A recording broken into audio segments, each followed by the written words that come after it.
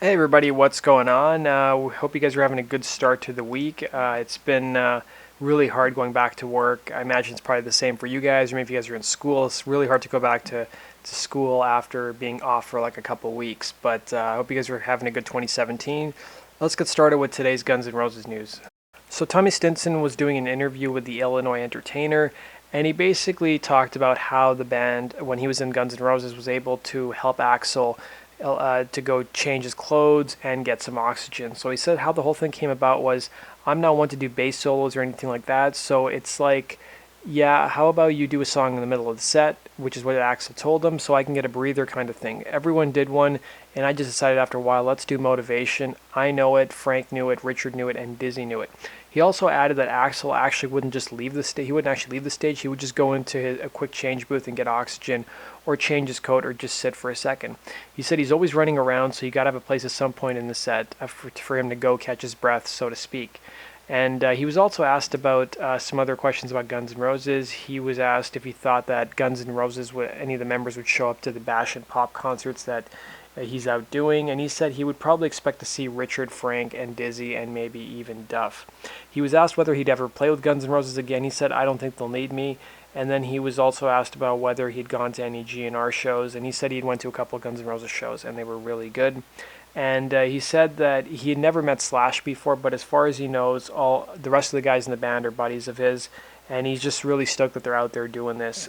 He said he saw 2 shows in total, one in Kansas and one in Philly, and he said that they looked like they were having an effing ball and a successful tour. He said it's good for all of them. So I've pulled up a Guns N' Roses set list from their Not in This Lifetime tour, and it seems like Guns N' Roses is kind of doing the same thing that they did, back when before the reunion happened. It was even back during the Use Your Illusion days. They did a lot of covers, they did a lot of solos, but you look, Axl plays the first 9 or 10 songs, and then before he takes a break, which says a lot, at his age, to be doing that. Now, Double Talk and Jive's number 5 in the set. There's not a ton of vocals in that song. And, they don't play Attitude until number 11 in the set list, at least according to the most recent concert. And then they play a cover, so Axl can go catch his breath. They also play the Godfather theme, and then they play Wish You Were Here by Pink Floyd before November Rain. So there's a couple covers thrown in, but if you guys watch some of the Use Your Illusion tour concert footage, they would be playing Attitude around 4th or 5th in the set list, because Axl back then was running around a lot more, and there's even that famous photo of him catching oxygen backstage, which you can see here.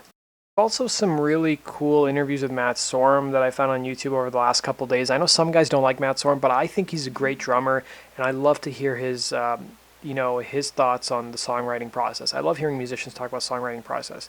And there's a really good interview with Spitfire Studios, and it's about a 30-minute long interview. He doesn't talk all about Guns N' Roses, but he talks about, I think this is one of the studios where they've recorded Use Your Illusion, so he talked about their setup, how they'd actually record the songs. He talked about certain specific songs like November Rain, and how him and Axl would communicate and came up with the actual drum fills that are heard throughout the trilogy, which include Don't Cry, November Rain, and Estranged.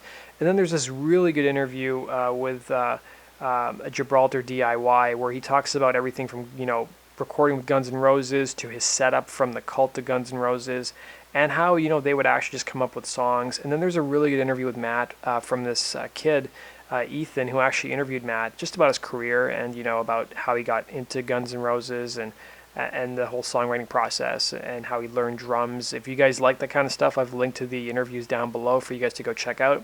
That basically does it for today's video, guys. I hope you guys have a good Monday and the rest of the week. Let me know your thoughts down below. Please share this video on social media if you guys enjoy it. I really appreciate it.